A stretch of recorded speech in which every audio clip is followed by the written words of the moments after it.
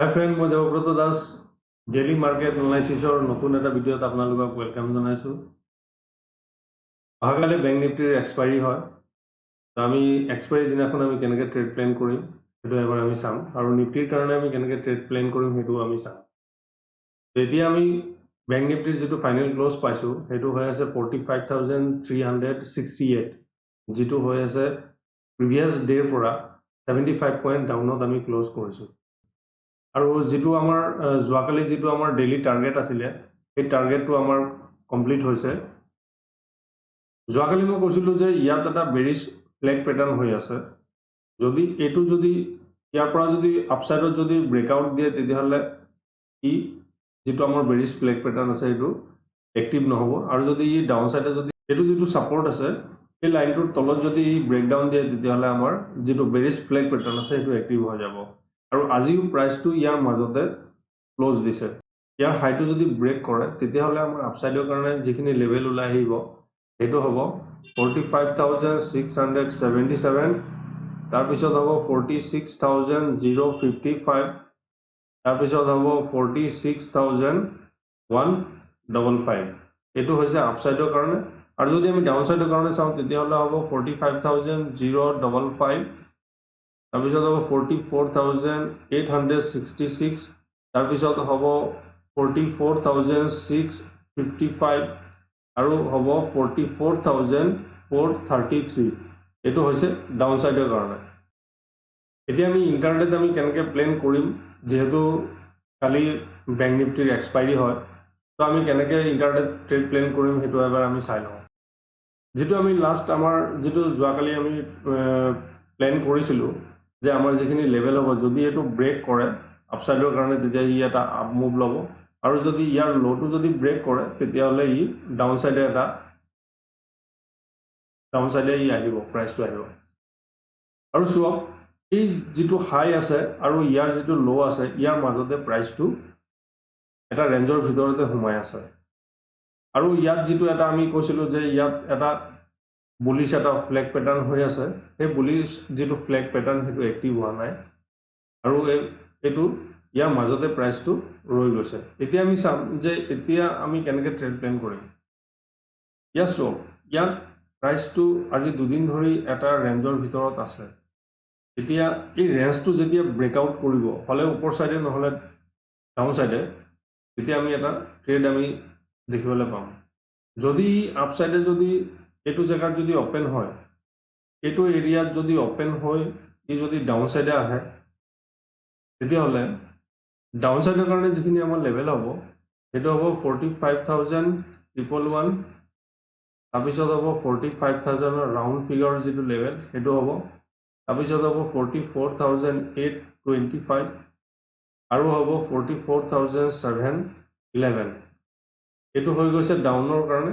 আৰু যদি আমি আপছাইডৰ কাৰণে চাওঁ তেতিয়াহ'লে হ'ব 45,677, তাৰপিছত হ'ব 45,844, তাৰপিছত হ'ব 46,000 যিটো ৰাউণ্ড ফিগাৰৰ লেভেল সেইটো হ'ব, তাৰপিছত হ'ব 46,133।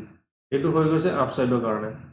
এতিয়া আমি চাম যদি প্ৰাইচটো এইটো জেগাত অ'পেন হয়, এইটো এৰিয়াত যদি অ'পেন হয় তাৰপিছত যদি 5-10 মিনিট ইয়াত প্ৰাইচটো থাকি তাৰপিছত যদি আপছাইডে যদি ব্ৰেক কৰে তেতিয়াহ'লে আমি যিখিনি লেভেল ওলাই আহিব, প্ৰথম যিটো তাত ৰেজিষ্টেণ্ট ল'ব, এইটো যিটো এৰিয়া আছে ইয়াৰ পৰা ই ৰেজিষ্টেণ্ট ল'ব, তাৰপিছত ই এইটো যিটো প্ৰিভিয়াছ ছুইং হাই আছে ইয়াৰ পৰা ই ৰেজিষ্টেণ্ট ল'ব পাৰে। আৰু যদি ইয়াৰ ল'টো যদি ব্ৰেক কৰে তেতিয়াহ'লে ফাৰ্ষ্ট যিটো আমাৰ ছাপৰ্ট ল'ব, 25 তাৰিখৰ যিটো ক্ল'জ আছে এই ক্ল'জৰ ওচৰত ই এটা ছাপৰ্ট ল'ব, আৰু এইটো যদি ব্ৰেক কৰি দিয়ে তেতিয়াহ'লে ইয়াৰ যিটো ল' আছে সেইটো জেগা দি ছাপৰ্ট ল'ব লাগে। এতিয়া আমি চাম যে যদি প্ৰাইচটো যদি গেপ আপ অ'পেন হয়, যদি গেপ আপ অ'পেন হয় যদি আপছাইডে যদি মুভ কৰে তেতিয়াহ'লে আমি আপছাইডৰ কাৰণে আমি এটা ট্ৰেড ল'ব পাৰোঁ। আৰু ইয়াত প্ৰাইচটো কমচে কম 10-15 মিনিটমান এটা জেগাতে থাকিব লাগিব, তাৰপিছত যদি মুভ কৰে বেছি ভাল কাম কৰিব। ছেম এনেকুৱাকৈ যদি ডাউন ছাইডে যদি ইয়াত কমচে কম যদি 10-15 মিনিট যদি ইয়াত থাকে তাৰপিছত যদি ব্ৰেকডাউন কৰে তেতিয়াহ'লে আমি এটা ভাল এটা মুভ দেখিবলৈ পাম।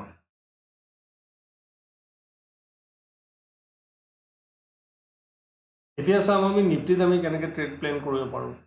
নিফটিত যিটো আমাৰ আজি ক্লোজ পাইছোঁ সেইটো হৈছে 21,522, যিটো প্ৰিভিয়াছ ক্লোজৰ পৰা 215 পইণ্ট তলত ক্লোজ দিছে। আৰু ইয়াত যদি আমি চাওঁ আমাৰ যিটো প্ৰিভিয়াছ যিটো আমাৰ টাৰ্গেট আছিলে সেইটো টাৰ্গেট আমি দিছিলোঁ যে 21,533 আমাৰ যিটো টাৰ্গেট আছিলে ডেইলিৰ কাৰণে, সেইটো আমি ফাৰ্ষ্ট টাৰ্গেট আমি এচিভ কৰিছোঁ। সেইটো আজি যিটো ল' আছিলে সেইটো 21,530।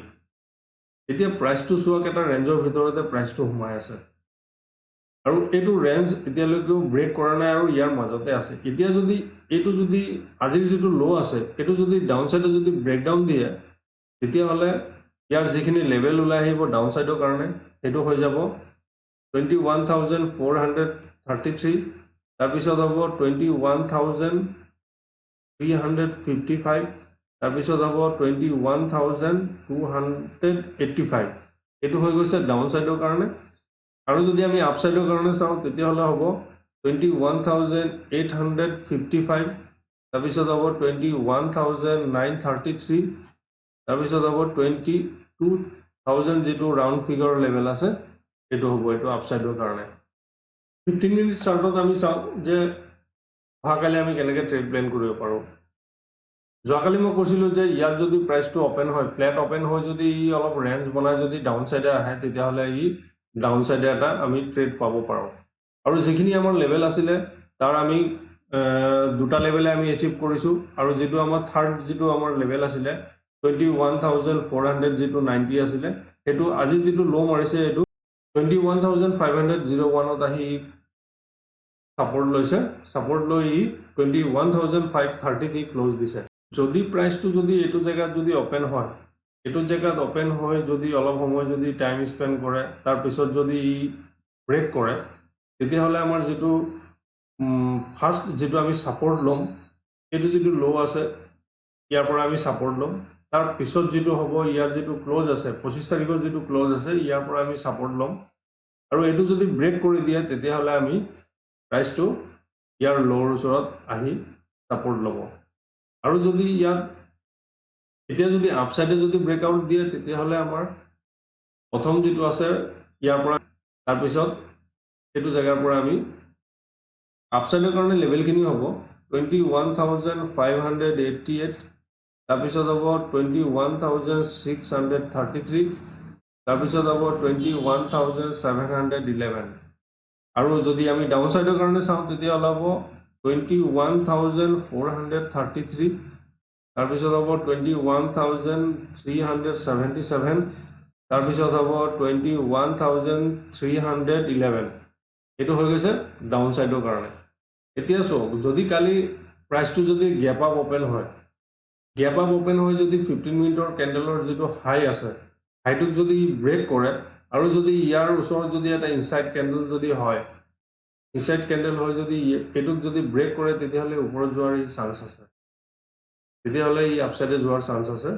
আৰু যদি এনেকুৱা হয় যে যদি এইটো জেগাত যদি এটা ৰেড কেণ্ডেল হৈছে, গেপ আপ অপেন হৈ যদি ৰেড কেণ্ডেল হয়, ৰেড কেণ্ডেল হৈ যদি ছিংগেল কেণ্ডেলৰ যদি ল'টো যদি ব্ৰেক কৰি দিয়ে তেতিয়াহ'লে ই ইয়াত আহি ছাপৰ্ট ল'ব। ছাপৰ্ট যদি এইটো ডাইৰেক্ট ব্ৰেক কৰি দিয়ে তেতিয়াহ'লে ই এইটো জেগাৰ পৰা ই ছাপৰ্ট লৈ এইটো জেগাত ই ছাপৰ্ট লৈ ইয়াত আমি প্ৰাইচ একশ্যনটো কেনেকুৱা হয় আমি চাম। আৰু ছেকেণ্ড হাফত যদি ই এনেকৈ মানে বাই ছাইডৰ কাৰণে যদি এটা ট্ৰেড দিয়ে তেতিয়াহ'লে আমি আপছাইডৰ কাৰণে এটা আমি ট্ৰেড ল'ব পাৰোঁ। এইটো এৰিয়াত যদি গেপ ডাউন অপেন হয় আৰু যদি অলপ ৰেঞ্জ বনাই যদি ব্ৰেকডাউন দিয়ে তেতিয়াহ'লে আমাৰ ইয়াত এটা আমি ট্ৰেড পাব পাৰোঁ।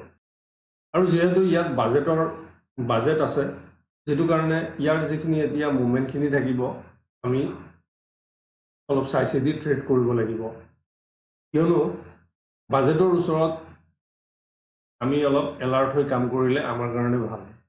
সেইটো কাৰণে আপোনালোকে প্ৰাইচ একশ্যনখিনি চাব আৰু বিশেষকৈ মোৰ যিখিনি লেভেল দিয়া থাকে সেই লেভেলখিনি চাব। সেইখিনি প্ৰত্যেকটা লেভেলে এটা কি লেভেল হিচাপে কাম কৰি থাকে। তো আপোনালোকে আশা কৰোঁ যে সেই লেভেলখিনি ফ'ল' কৰি কাম কৰিব আৰু এটা ভাল ৰিজাল্ট পাব পাৰে।